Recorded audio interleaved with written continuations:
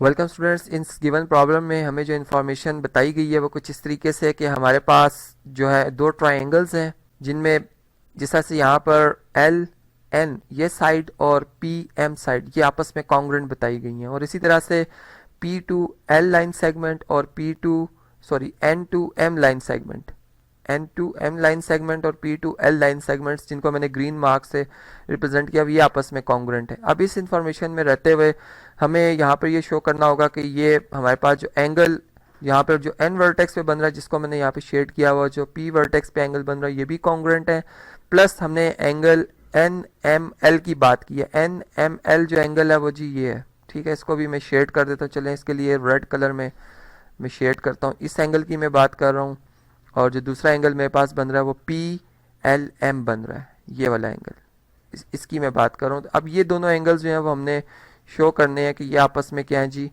Congruent हैं। ये किस तरह से हम कॉन्ग्रुएंट शो कर सकते हैं, इसके लिए चले हमारे पास जो जो ट्राइंगल्स आ रही हैं दो, इनको मैं यहाँ पर अलग से लिखता हूँ जी। पहली जो हमारे पास ट्राइंगल आ रही है ये हमारे पास आ रही है जी NLM, ठीक है।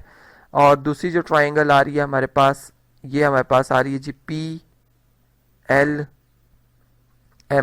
ठीक है। या इसको हम इससा भी लिख सकते हैं, चलें इसे हमने लिख दिया। यहाँ पर ये हमारे पास अब दो ट्राइंगल्स हैं। अब हम इनमें अगर 1-to-1 कॉरस्पॉन्डेंस लें तो हमने देखा कि NL साइड और PM साइड ये आपस में क्या आ रही है जी, कॉन्ग्रुएंट आ रही है। इसी तरह हम ये देखते हैं कि PL साइड यहाँ पर इस ट्राइंगल के लिए PL साइड और इस ट्राइंगल के लिए NM साइड ये आपस में कॉन्ग्रुएंट है। प्लस इसमें जो अगर हम देखें तो LM साइड जो है ये इन दोनों ट्राइंगल्स में ये कॉमन साइड है, थर्ड है और कॉमन साइड है। तो यहाँ पर फिर मैं हमने ये देखा कि हमारे पास जो दो ट्राइंगल्स हैं इनमें इसकी तीनों कॉरस्पॉन्डिंग साइड जो है आपस में जी कॉन्ग्रुएंट आ रही हैं। तो यहाँ पर फिर साइड पोस्टुलेट की बेस पर मैं ये बात कह सकता हूँ कि ये दोनों ट्राइंगल्स जो हैं ये आपस में क्या है जी, कॉन्ग्रुएंट है।